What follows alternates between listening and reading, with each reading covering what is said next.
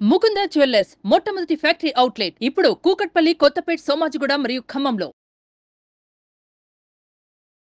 Welcome to Suman TV. నేను మీ Suman TV Nag.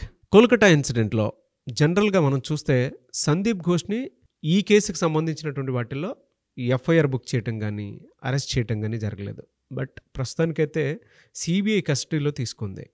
And FIR కూడా అతను చేసినటువంటి ఆర్థిక నేరాలు ఏవైతే ఉన్నాయో వాటి పరంగా మాత్రమే ఎఫ్ఐఆర్ బుక్ అవటం జరిగింది. అయితే ఈ కేసులో ఒక కీలక మలుపు అయితే తిరగటం జరిగింది. అదేంటి, దానికి సంబంధించినటువంటి పూర్తి వివరాలు ఏంటి అనేది ఈరోజు మనతో పాటు హైకోర్టు అడ్వకేట్ రవీంద్రనాథ్ గారు ఉన్నారు. అది వారి మాటలో అడిగి తెలుసుకుందాం. డాక్టర్ సందీప్ ఘోష్ ఇతను కొన్ని ఆర్థిక అవకతవకలు పాల్పడ్డాడని, అక్రమార్జన కేసులు కలిగి ఉన్నాడు, అక్రమార్జన ఆస్తులు కలిగి ఉన్నాడని ఇతని మీద ఇప్పటికే సిబిఐలోను అదేవిధంగా ఈడీలో కూడా ఈయన మీద అరెస్టులు ఆల్రెడీ జరిగింది. సిబిఐ కస్టడీ జరుగుతుంది, ఇంట్రాగేషన్స్ అవుతున్నాయి, ఇన్వెస్టిగేషన్స్ కూడా అవుతున్నాయి. ఇక ఈ కేసు అండ్ మర్డర్ సంబంధించి ఇప్పటిదాకా సంజయ్ రాయ్ అనే ఒక ఏకైక వ్యక్తిని తప్పించి ఎవరిని అరెస్ట్ చేయలేదు. అయితే నిన్న సెప్టెంబర్ 15వ తారీఖు నాడు సందీప్ ఘోష్ను కూడా ఇందులో అరెస్ట్ చేయడం జరిగింది.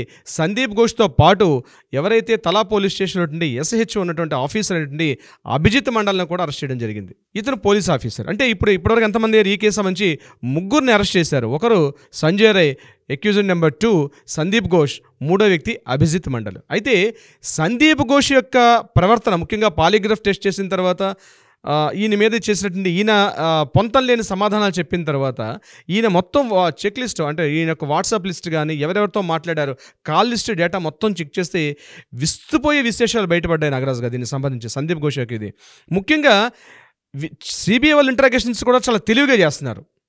ఫస్ట్ ఎవరితో మాట్లాడారు, సుదీప్తో రాయ్ మీద ఇంటరాగేషన్ చేశారు. సుదీప్తో రాయ్ ఎవరు? ఆ కాలేజ్ ఆర్జికల్ మెడికల్ కాలేజ్ ఉన్నటువంటి ఈ పేషెంట్ వెల్ఫేర్ సొసైటీ యొక్క ప్రెసిడెంట్. సందీప్ ఘోష్ కదా కాల్ దగ్గర నుంచి ఫస్ట్ ముందు వెళ్ళిన కాల్ ఎవరికి వెళ్ళిందంటే తలా పోలీస్ స్టేషన్లో ఉండి ఎస్హెచ్ఓతో మాట్లాడాడు. ఇమీడియట్గా సుదీప్తో రాయ్తో మాట్లాడడం కూడా జరిగింది. అయితే సుదీప్తో రాయ్ దగ్గరికి ఇంటరాగేషన్ చేశారు. ఆయన Trinamool party Congress president MLA. దాంతోపాటు తలా పోలీస్ స్టేషన్ నుండి ఎస్హెచ్ఓ అయినటువంటి అభిజిత్ మండల్తో కూడా మాట్లాడారు. ఈ అభిజిత్ మండల్ మీద మనం ఒక వీడియోని స్పెషల్గా చేసాం.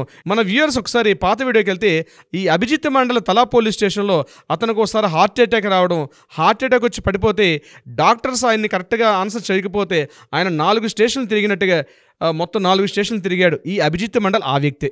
అవునా? ఈ అభిజిత్ మండల్ అంటే ఎస్హెచ్ఓ ఉన్నటువంటి ఇతనే మెయిన్ ఎస్హెచ్ఓ. ఓ రోజు ఈయన హాస్పిటల్ డాక్టర్స్ ఎవరు కూడా అతను అడ్మిట్ చేసుకోవడానికి, రిసీవ్ చేసుకోవడానికి కూడా ఇంట్రెస్ట్ చూపించలేదు. ఈయన అక్కడ నుంచి మరలా డమ్డమ్ హాస్పిటల్కి వెళ్ళడం, అక్కడ నుంచి మరలా రకరకాల మొత్తం అన్ని హాస్పిటల్స్ తిరిగిన తర్వాత చివరికి ఒక లోకల్ నర్సింగ్ హోమ్లో ఈయన అడ్మిట్ చేశారు. మొత్తానికి ఏదో రికవర్ అయ్యాడు. అంటే ఈ విషయం చూడండి నాగరాజు గారు, ఫస్ట్ ఈ నిరసనకారులకి లోకల్ వాళ్ళకి అన్ని విషయాలు తెలుసండి. అయితే సిబిఐ చాలా తెలివిగా ప్రవర్తిస్తుంది విషయంలో. అభిజిత్ మండల్ని కూడా అరెస్ట్ చేశారండి. దీంతో పాటు ఎందుకు అరెస్ట్ చేశారు? సందీప్ ఘోష్ని, అభిజిత్ మండల్ని అరెస్ట్ చేసే కారణం ఏంటంటే మెయిన్ ఏదైతే సంఘటనా స్థలం జరిగిందో సంఘటనా స్థలాన్ని ట్యాంపరింగ్ చేశారు, సాక్ష్యాలను తారుమారు చేశారు, క్రిమినల్ కాన్స్పిరెన్సీ కలిగి ఉన్నారు. అంటే ఎవరైతే నేరస్తులు ఉన్నారో వాళ్ళని పక్కకు తప్పించే ప్రయత్నం చేశారు. ఇలాగే ఈ 4 రకాలైనటువంటి అభియోగాలతోటి నిన్న సందీప్ ఘోష్ని అరెస్ట్ చేశారు. అయితే ఇక్కడ ఇంట్రెస్టింగ్ పాయింట్ ఏంటంటే సందీప్ ఘోష్ యొక్క కాల్ లిస్టులో కేవలం సుదీప్తో రాయ్, అభిజిత్ మండలు, అదేవిధంగా ఈ వ్యక్తుల పేర్లే కాకుండా ఒక కీలకమైనటువంటి మరొక ప్రముఖ నేత పేరు కూడా ఫోన్లో ఉంది ఆ లిస్టులో. బహుశా పోలీసులు ఈరోజు మధ్యాహ్నం సాయంత్రం కల్లా అతన్ని కూడా అరెస్ట్ చేస్తారా, ఇంట్రాగేషన్కి పిలుస్తారంది.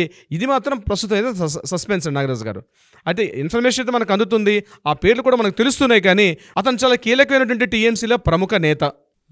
మీకు ఎలా సస్పెక్ట్ చేయొచ్చు అంటే ఈ విషయం మీద సందీప్ ఘోష్ ఎప్పుడైతే 9వ తారీఖు నాడు ఈ సంఘటన జరిగింది తెలియగానే సాయంత్రం కల్లా ఇమీడియట్గా ఆయన రాజీనామా చేయడం, ఆ రాజీనామా విత్ ఇన్ నిమిషాల్లోనే ఆయన ఆ రాజీనామా ఆమోదింపజేసి ఈయనకి నేషనల్ మెడికల్ కౌన్సిల్కి ప్రమోట్ చేయడం కూడా జరిగింది. దీనికి సంబంధించి ఇంత ఫాస్ట్గా చేయడానికి కారణం ఏంటంటే 9వ తారీఖు ఉదయం సందీప్ ఘోష్ గారు మాట్లాడే మార్నింగ్ 9:30 జరిగిన సంఘటన జరిగిన తర్వాత 10 o'clockకి ఫస్ట్ మాట్లాడారు, అభిజిత్ మండల్తో మాట్లాడారు, నెక్స్ట్ సుదీప్తో రాయ్తో మాట్లాడారు. వీళ్ళిద్దరు కాకుండా మూడో వ్యక్తితో కూడా మాట్లాడడం జరిగింది. ఆ మూడో వ్యక్తి ఎవరైతే కీలకమైన ప్రముఖ నేత ఎవరున్నారో బహుశా ఈ మొత్తం కేసుకు కూడా ఆధారం వాళ్ళే, ఆ పర్సన్ ఉన్నారు. కానీ ఆ పర్సన్ రివీల్ చేయట్లేదు సిబిఐ వాళ్ళు. ఎందుకంటే సాక్ష్యాలు తారుమారే అవకాశం ఉంటుంది కాబట్టి బహుశా ఇప్పటికీ అలర్ట్ అయి ఉంటారు. కానీ పబ్లిక్లోకి తీసుకొని రావట్లేదు. సెప్టెంబర్ 15 ఏ రోజైతే సుప్రీంకోర్టు ముందు ముందు ఈ సీల్డ్ కవర్లో సబ్మిట్ చేస్తారో బహుశా ఆ పేరు కూడా రిలీజ్ అయ్యే అవకాశం ఉంది. ఎందుకంటే ఒకప్పుడు మీడియా చాలా తక్కువగా ఉండేది, ఈరోజు అప్డేట్లో ఉన్నారు న్యూస్ అంతా కూడా. సో ఇమ్మీడియట్గా తెలియపరచడం వల్ల అతను కూడా నేమ్ కూడా బయటకు వస్తే ఇమ్మీడియట్గా చాలా సాక్ష్యాధారాలు తారుమారే అవకాశం ఉంది. కాబట్టి ఆ ప్రముఖ కీలక నేత పేరు అనేది బహుశా అఫీషియల్గా రిలీజ్ అయిన తర్వాత నేను చెప్పే ఉద్దేశంతో నేను ప్రయత్నం చేస్తున్నాను. ఈరోజు రిలీజ్ చేయట్లేదు ఆ పేరు నేను. ఓకే, కీలక నేత ఎవరు అన్నటువంటి విషయం ఏదైతే ఉందో బహుశా మధ్యాహ్నం సాయంత్రం కల్లా మనకి సిబిఐ యొక్క ఆఫీసర్ దగ్గర నుంచి మనకు ఒక ఫోన్ వచ్చే అవకాశం ఉంటుంది. దానికి సంబంధించిన ఇన్ఫర్మేషన్ మనకు వస్తే డెఫినెట్గా అది మనం రివీల్ చేసుకుందాం. కానీ కేసు మాత్రం ఈరోజు రేపట్లో మాత్రం డెఫినెట్గా కొత్త మలుపు తీసుకుంటుంది అనడంలో ఎటువంటి డౌట్ లేదు. అంటే మీరు గడిచిన 30 రోజుల నుంచి ఎవరైతే కంటిన్యూ దీన్ని ఫాలో అవుతున్నారో, ఒక సస్పెన్స్ క్రైమ్ థ్రిల్లర్లో ఉంటుంది ఈ స్టోరీని ఎవరైతే ఈ 30 డేస్ ఫాలో అవుతున్నారో బహుశా వాళ్ళకి విషయం అర్థమయ్యే ఉంటుంది. ఆ పర్సన్ ఎవరో గెస్ చేసే అవకాశం కూడా ఉంటుంది. కానీ అది తొందరగా రివీల్ అయ్యే అవకాశం ఉంటుంది. మనకు అధికారికంగా కన్ఫర్మ్ అయిన తర్వాత రివీల్ చేద్దాం ఉద్దేశంతో నేను చేయట్లేదు. బహుశా సీల్డ్ కవర్లో చిట్ట చివరి పేరు అదే ఉండొచ్చు. బట్ ఏంటంటే అతని పర్సన్ అలర్ట్ అయిపోకుండా ఉండాలని ఇమీడియట్గా పోలీసులు టోటల్ బందోబస్తు ఉన్నారు. కంప్లీట్గా దానికి సంబంధించినటువంటి విషయాలు కానీ ఆ స్టెప్స్ జరుగుతున్న విషయాలను చూస్తుంటే దీనికి సంబంధించి మరొక కీలకమైనటువంటి ఒక పోలీస్ ఆఫీసర్ కూడా దీంట్లో ఇన్వాల్వ్మెంట్ అయి ఉన్నారు. ఇది కాకుండా వీళ్ళకి ఏంటంటే విస్తుపోయే విషయాలు ఎక్కడ మనకు తెలుసాయంటే, ఫస్ట్ ఇంటరాగేషన్స్ ఎక్కడైతే ఈ అక్రమార్జన కేసుల మీద ఇంటరాగేషన్ చేస్తున్నప్పుడు ఆ ఆర్జికర్ మెడికల్ కాలేజ్ జరిగిన సంఘటనలు 1, 2 కాదు నాగరాజు గారు, రాసుకుంటే ఒక వెబ్ సిరీస్ తీయొచ్చు నాకు తెలిసి.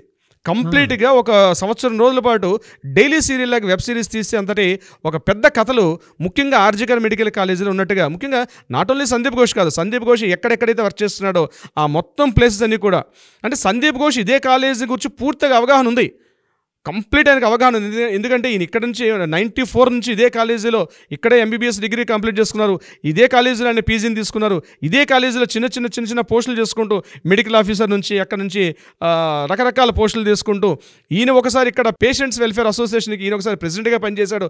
చాలా పోస్టులు, అంటే ఏ కీలకమైనటువంటి పోస్టులు ఉంటాయో అన్ని పోస్టులు కూడా సందీప్ ఘోష్ నిర్వహించి ఈరోజు ప్రెసిడెంట్ అయ్యి వైస్ ప్రెసిడెంట్ అయ్యి వైస్ ప్రిన్సిపాల్ అయ్యి అక్కడి నుంచి ప్రిన్సిపాల్ స్థాయికి వచ్చారు. కాబట్టి లూప్ హోల్స్ అన్నీ ఆయనకి తెలుసు. దీనికి సంబంధించి చాలామంది పెద్ద వ్యక్తుల యొక్క కీలకమైన హస్తం కూడా దీంట్లో మెయిన్ ప్రధానంగా ఉంది. ఆగస్టు 9న సంఘటన జరిగింది. నిన్న సెప్టెంబర్ 15 దాకా అరెస్ట్ చేయకపోవడం వెనకాల కూడా చాలా కారణాలు ఉన్నాయి. పోలీసులు అనుకుంటే వెంటనే అరెస్ట్ చేయగలుగుతారు, కానీ అరెస్ట్ చేయడం వల్ల దీని వెనకాల ఉంటే కొంతమంది సాక్షులు, కొంతమంది పెద్ద హస్తాలు దీంట్లో ఉన్నాయి. వాళ్ళు సాక్ష్యాలను తారుమారు చేసే అవకాశం ఉంది. కాబట్టి ఇంతకాలం సిబిఐ వాళ్ళు కూడా వీటిని ప్రొటెక్ట్ చేశారు. నిన్న 15న, ఎందుకంటే 17th సబ్మిట్ చేయాలి, 15th ఈ 2 డేసే ఉంటుంది పోలీస్ కస్టడీ.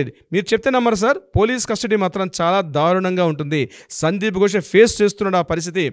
బహుశా ఎంత దారుణంగా ఉంటుందంటే సినిమాలో మనం ఎప్పుడో చూసినటువంటి 3rd degrees అంటారు, నేను ఆ పదం వాడడానికి సాహసిస్తున్నాను.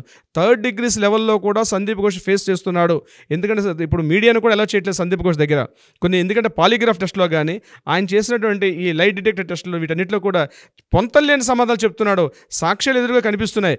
ఇక్కడ విషయం ఏంటంటే సిబిఐ వాళ్ళకి పెద్ద తలనొప్పి ఎక్కడొచ్చిందంటే, ఎదురుగా సాక్ష్యాలు కనిపిస్తున్నాయి, ఈయన అంగీకరించట్లేదు. కనిపిస్తున్న సాక్ష్యాలు ఇప్పుడు రేపు ఏమవుతుంది, కనిపిస్తున్న సాక్ష్యాలు ఈయన అంగీకరించకపోతే ఈయన మీద పొంతలేని సమాధానాలు వస్తే నేను మెంటల్ డిప్రెషన్లో ఉన్నాను, నా మానసిక స్థాయి బాగాలేదు అని తప్పించుకునే అవకాశం ఉంటుంది. సో అందుకని సిబిఐ వాళ్ళు టోటల్గా కంప్లీట్ ఒక 3000 పేజీల ఒక థరో నోట్ని ప్రిపేర్ చేసే అవకాశం ఉంది.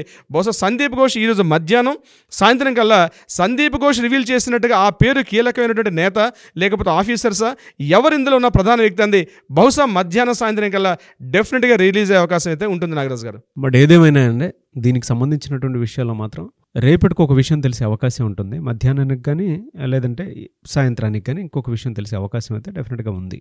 ఎందుకు అని అంటే మరికొద్దిసేపట్లో దీనికి సంబంధించినటువంటి వాటిల్లో సిబిఐ ఏ రకంగా చూసుకున్నా కూడా కొన్ని రిపోర్ట్స్ అయితే సబ్మిట్ చేయాల్సినటువంటి అవసరం ఉంది సుప్రీంకోర్టుకి. రేపు హీరింగ్స్ కూడా ఉన్నాయి దీనికి సంబంధించి. అండ్ త్వరితగతి న్యాయం కోసం దేశం మొత్తం దీనికి సంబంధించి ఎదురు చూస్తూ ఉంది.